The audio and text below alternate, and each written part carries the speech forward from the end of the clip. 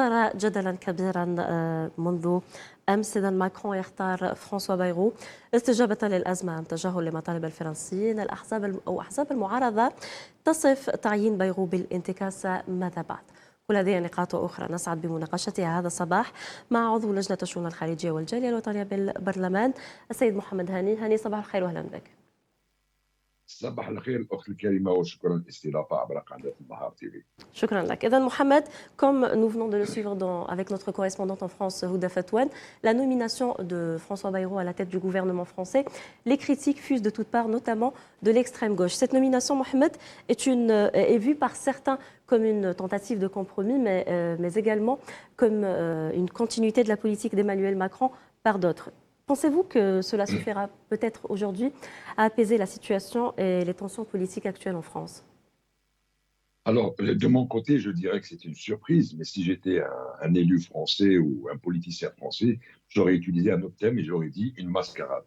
Pourquoi je dirais ça? Pour la simple raison, nous voyons qu'il y a une continuité dans la politique de M. Macron qui, aujourd'hui, ne donne aucune représentation au peuple. C'est-à-dire que quand on parle des deux partis d'extrême, la gauche et la droite, qui refusent clairement, du moins l'extrême gauche, qui refuse aujourd'hui la désignation de François Bayrou comme Premier ministre, nous imaginons que le RN, donc l'extrême droite, aussi pense la même chose, mais ils ne l'affichent pas de suite parce qu'ils vont se mettre autour du table pour essayer de négocier.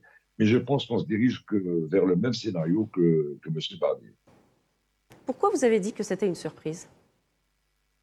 Une surprise, bon, on sait que M. Bayrou, François Bayrou, ça faisait un moment qu'il n'était plus présent sur la scène nationale, politique du moins française. Dans quel sens? En termes de représentativité, nous savons que c'est quelqu'un qui est de la mouvance centriste, et de la même manière, chose qu'il ne peut pas cacher, c'est qu'il a soutenu l'extrême droite en sachant que son propre parrainage l'avait donné à l'époque à Marine Le Pen, mais il reste quand même l'un des plus proches de M. Macron.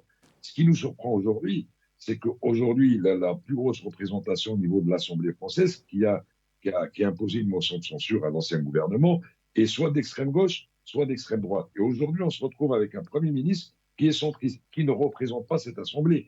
Donc nous avons l'impression que c'est le même scénario qui se répète et qui va engendrer les mêmes résultats.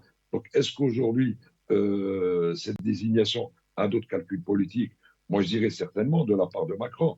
Mais quelle est l'issue de cette décision? Moi, je m'attends à le même scénario qui va se répéter dans les jours qui suivent. Très bien, avec les deux extrêmes, gauche et droite, Mohamed, qui menacent de déposer une autre motion de censure contre le gouvernement de François Bayrou. Quels seraient, selon vous, les impacts politiques si cette initiative aboutissait? Alors déjà, d'entrée, nous savons que la partie d'extrême gauche, et même d'ailleurs le Parti socialiste, a refusé d'intégrer le futur gouvernement. L'extrême droite, je pense qu'ils vont réagir de la même manière parce qu'ils veulent quand même que ça soit... Alors, ce qui les intéresse, c'est d'être la première force d'opposition. Donc, à mon avis, ils vont sacrifier les portefeuilles ministériels au détriment de garder cette position de première force d'opposition. Donc, ce que ça va engendrer, on va se retrouver avec des ministres désignés, certes. Est-ce qu'ils vont répondre aux attentes des parlementaires et des deux assemblées françaises? Est-ce qu'ils vont pouvoir répondre aux attentes des Français qui ont élu, qu'on veuille ou pas, une forte représentation de l'extrême droite? Donc, à partir de là, je pense qu'on se dirige directement vers la même partie que celle qui est passée la semaine dernière. Donc, moi, en toute sincérité, je ne vois pas une issue actuelle à la crise que vit la France politiquement et ce qui va engendrer d'autres crises, déjà sociales qu'ils connaissent depuis quelques jours, mais économiques qui est en train de s'aggraver de jour en jour. Très bien. Dans un système parlementaire confronté à une telle instabilité, quelles seraient les options, Mohamed, institutionnelles viables pour sortir de l'impasse au-delà d'une dissolution ou peut-être d'une refonte gouvernementale? Écoutez, en toute sincérité, à un moment donné, il va falloir admettre qu'il y a deux grandes forces politiques en France et qui sont représentatives au niveau de l'Assemblée. Il va falloir peut-être franchir le cap et se dire qu'il y a eu un échec de la première et seconde mandature de Macron et qu'il va falloir discuter avec ces forces politiques qui représentent réellement la volonté populaire française. Maintenant, s'ils sont têtes, s'ils ferment les portes à ces partis-là, c'est clair qu'on va se retrouver avec des situations pareilles. Aujourd'hui, on voit une assemblée qui est, pour ne pas dire gelée, mais c'est quasiment le cas après la première dissolution. Il n'a pas d'autre levier pour faire une seconde dissolution.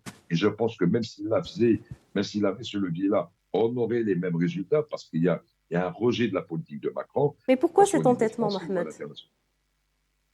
Peut-être d'autres calculs politiques. Hein, moi, je ne fermerai pas la porte à peut-être une volonté d'enfreindre leur constitution ou autre, sans aller plus loin. Mais je pense qu'il y a un objectif. Macron, aujourd'hui, répond certains programmes ou à certaines feuilles de route aujourd'hui qui, en toute honnêteté, ça va peut-être être considéré par nos confrères français comme une ingérence, mais je vais pas me gêner. Le régime de Paris aujourd'hui, je l'appellerai tel que le régime de Paris est en train d'emmener la France vers la déroute. Et là, il est temps qu'aujourd'hui qu'ils se rendent compte de ça. D'accord. La crise politique actuelle pourrait-elle détourner peut-être l'attention des véritables priorités sociales et économiques en France? Oui, oui, quand on voit déjà qu'ils Parce que n'ont la pas pu France, elle faire vit quand adopter même la une loi Egalim, situation mais catastrophique, même sur le plan économique et c'est social. critique. Hmm.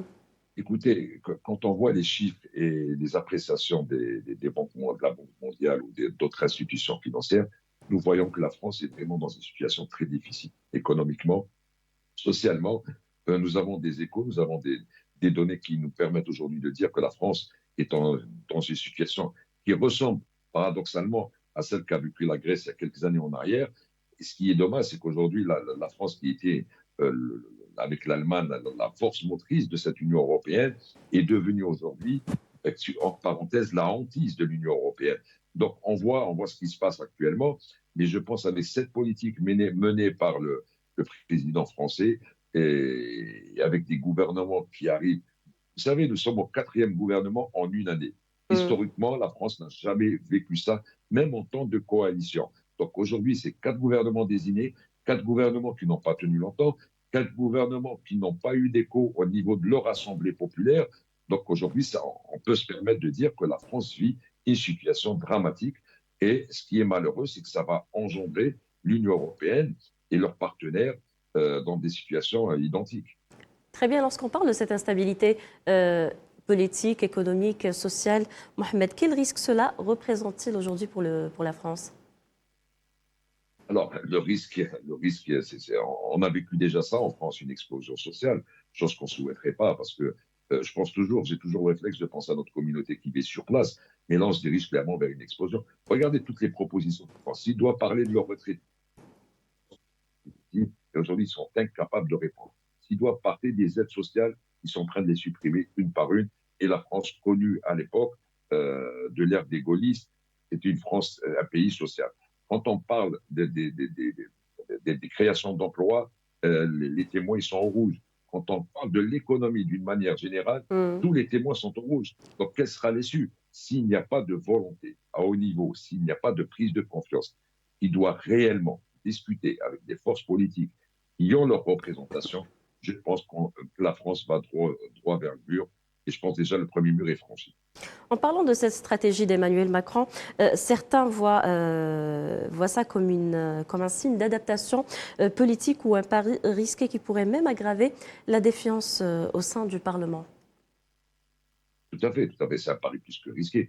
Il a Hmm. tenté une première fois, c'est une deuxième tentative, en sachant qu'il n'a même pas reçu ou du moins écouté les mêmes partis qui l'ont censuré, qui ont censuré son gouvernement. Mais aujourd'hui, je pense qu'il devrait revoir sa copie parce que là, c'est un forcing qu'il a fait à maintes reprises via le gouvernement Borne avec le fameux 49.3. Mais là, aujourd'hui, on arrive dans des situations où, quelle que soit la personne qui gouvernera aujourd'hui, du moins qui sera à la tête du Premier ministère, s'il n'a pas l'aval des deux extrêmes, donc gauche et droite, et qui ne veut pas, aujourd'hui Macron ne veut pas accepter, c'est les forces motrices de la politique française. Donc on se retrouvera à chaque fois dans cette situation. Jusqu'à quand? Nous ne sommes pas loin de 2027. Donc est-ce que c'est un calcul politique? Aujourd'hui, on voit quelques sondages apparaître pour les futures présidentielles. Est-ce qu'il ne fait pas un travail pour l'extrême droite? Est-ce qu'il ne prépare pas le terrain pour l'extrême droite? Ça, c'est des questions auxquelles je ne pourrais pas répondre malheureusement, mais je pense que toutes les probabilités sont envisageables. D'ailleurs, Mohamed, l'opposition politique actuelle en France, l'extrême droite et gauche, elle dit qu'elle détient le pouvoir. La fragmentation de l'opposition en France est-elle un avantage ou peut-être un inconvénient pour la stabilité politique?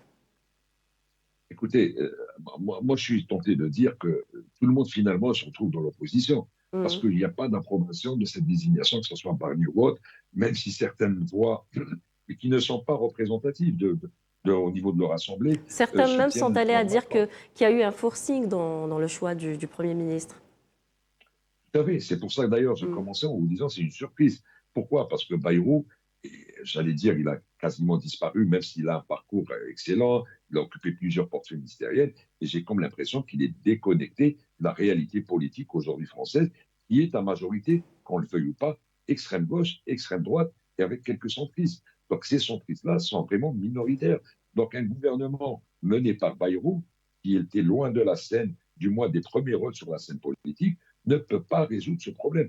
Donc il va falloir, et c'est un conseil encore que je donne à nos collègues français, si je peux me permettre, c'est qu'il va falloir se mettre à table autour de ces forces qui aujourd'hui sont rejetées par le régime de Paris et qu'aujourd'hui, malheureusement pour eux, c'est que c'est eux qui sont en train de mener le bal. Donc oui, ils ont raison de dire que c'est les plus représentatifs sur la scène politique. Très bien, en parlant de François Bayrou, pensez-vous que le contexte actuel lui permettra de mener à bien les réformes annoncées ou sera-t-il paralysé par les pressions parlementaires et populaires?